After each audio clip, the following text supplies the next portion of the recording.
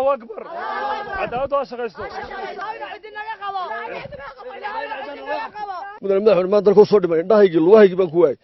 dadku aabahay baan ku waayay walaaladii baan ku waayay wax allaala wax la qabtay ma jirto haddii madaxweyne maanta gaadhiga soo ku wareej dawladda ku wareej waxa iga wallaahaya oo iga bilaahaya oo iga tallaahaya waan ku wareejinaya dhacdooyinka xanuunka iyo damqashada leh waa kuwa tuulan bulshada dhexdeeda mayrada magaalooyinkuna waa kuwa ay tunka u saaran tahay danyarta ku hoos nool ka warhayntooda xaqsiintooda iyo weliba ilaalintoodu ha yeeshee waxaanu maanta deegaanka hadlaya ee duleedka magaalada Hargeysa kaga hortagnay qoys danyar oo ka soo hayaamay magaalada Berbera oo sida ay sheegeen tacaddi ballaaran handadaad iyo xadhig kala kulmay Maayir Maayir Cidin isla markaana hoyga ay ka deganayeen magaalada Berbera oo ahaa dhulka loo yaqaan danta guud oo muquunin iyo awood sheegasho kaga saaray Maayir Cidin isla markaana uu dhinaca saaray shakhsi ay isku qaraabo yihiin waa sida iyagu sheegeen qoyskan danyarta ayaa waxay baaq iyo fariin codsi u direen madaxweynaha Soomaaliland iyo waliba guud ahaanba shacabweynaha Soomaaliland oo ay ugu baaqeen inay soo farageliyaan arrintan dan guud oo dawladdu leedahay ayaa aniga iyo hantidaydii iyo hooyaday iyo walaalahay ugu xirxiray ciidamada salaad hor lagu soo weeraray marka waxaan ogeysiinayaa xukuumadda Soomaaliland oo aan ogeysiinay maayirka magaalada Berbera oo Cabdishakuur igu soo dalbaday ciidan marka la ururiyay jeelka nolol taxaabay aniga hooyaday walaalkay iyo walaashay marka waxaan doonay madaxweyne in arrinka isaga si degdeg ah looga soo jawaabo anigu waxaan ciidanka qaranka ku soo naafoobay ciidamadii hore marka waxaan doonay madaxweyne in arrinkaas si degdeg ah wax loo qabto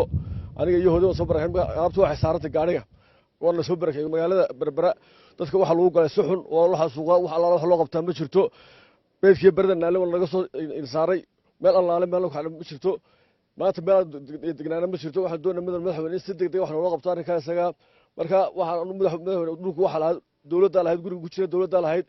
wuxuu iga qaaday nin in adeerkiya maayirku anigoo ciidanka qaranka ka tirsan salaad hore 5 subaxnimo ayaa la soo weeraray aniga madaxweyne walay safar habeen baxna hooyada waxa xidhnay 7 habeen baxnay walaalada waxa xidhnaayeen shidid baa la geystay oo wana afar maalmood baa xidhnay markii dambe markii la sharciga marayna waxa la yiri marayna ma jirto maxkamaddu way iska soo emergency waxa soo qortay warqada in 17 bisha 18 bisha lagu fuliyay maxaan ka sbanay dad muwaadiniin ma ahayn miyaan dalka u dhalan miyaan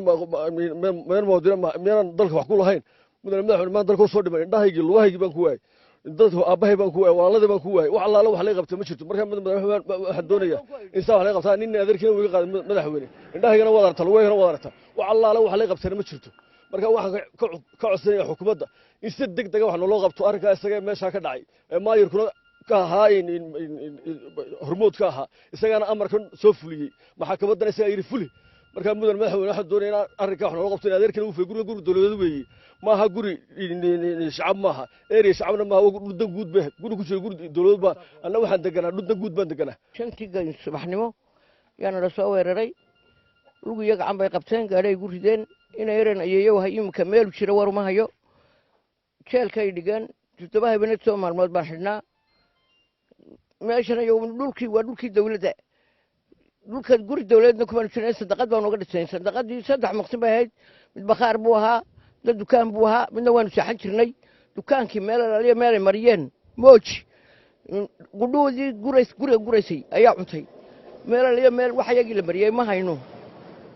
wax alaaliya waxaan ka hayno wax ayagii ma jiraan waa dharkayagii waa wax ayagii waa gooshayadii waa wax walba waa dukaankii waa bakhaarkii anuu fariin waxaan u dirayaa madaxweynaha jamhuuriyadda Soomaaliland mudane Muuse Biixi Cabdi waxaan u dirayaa erga uga ahay madaxweyne annagoo muwaadiniina oo dalka u dhalanay oo Soomaaliland u dhalanay oo reer Soomaaliland 6 subaxnimo waxaan lagu soo weeraray madaxweyne anagu ma garanayno madaxweyne waxa kale ku sheegay madaxweyne guriga dan guud buu ahaa dawladda lahayd anagu ma lahayn isagu ma lahayn haday maanta naloo yimaado la yiraahdo dawladda guriga u baahan ka baxa madaxweyne anagu uga bixi lahayn madaxweyne waxaan 5 habeenimo 5 subaxnimo la soo weeraray qori waxaan lagu soo qaaday weerar xolaayga meel mara war uma hayno madaxweyne ka gaariga waa ka uu raran yahay waan ku soo babaxnay halayaan ka taaganay madaxweyne meel alla meel guri hooyo geena garameeno waa islaanta cadka madaxweyne waa 8 jirka 20 sano Soomaaliland jirtay madaxweyne weyn maanta hargeysa ugu horeysa madaxweyne gaariga wada aragtaa islaanta wada aragtaa shan habeen bay madaxweyne ku jirtay muxuu ahaayey jeel wax xaq iyo xuquuqna loo qabtay ma jirto markii dambena waxaa la yidhi war halkan ku daadiyo ama dhaafiya madaxweyne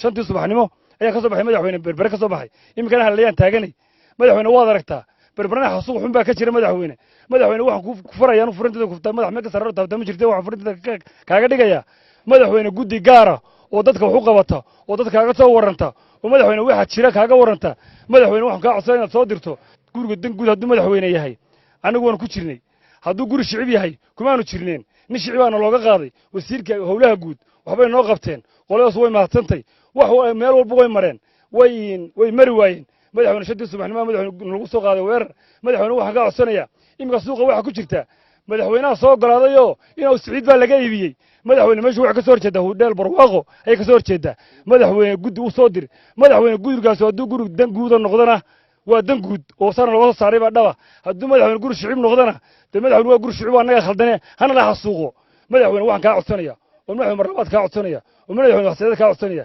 in gurigaa loo diro guddi gaara loo diro oo gurigaa madaxweyne ba laga soo jawaabo wuxuu yahay inuu guri dawladeed yahay iyo guri shicib yahay madaxweyne hadduu guri shicib yahayna dee annaga khaldan hadduu guri dawladeed yahayna dee madaxweyne annaga naga khaldan yahay madaxweyne waxaan kaa codsanaya oo madaxweyne dadka hoos loo eego oo dadka madaxweyne isdacdiin aan lagu samayn loo eego oo madaxweyne keligaba maahee bal berbere madaxweyne ninkan wuxuu ku hayo madaxweyne islaantaas maxay galbsatay 7 habeen bay ku xidhnayd jeelka berbera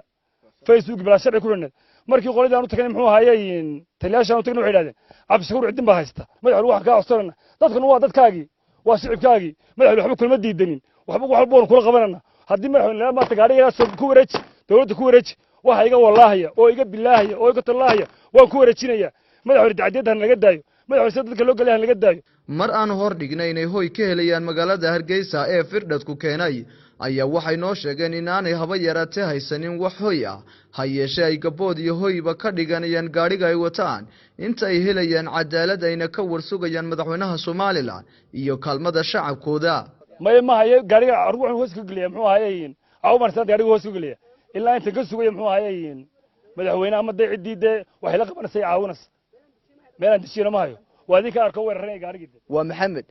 cabdilaahi maxamed andar telefishinka caalamiga ee badda 24 magaalada Hargeysa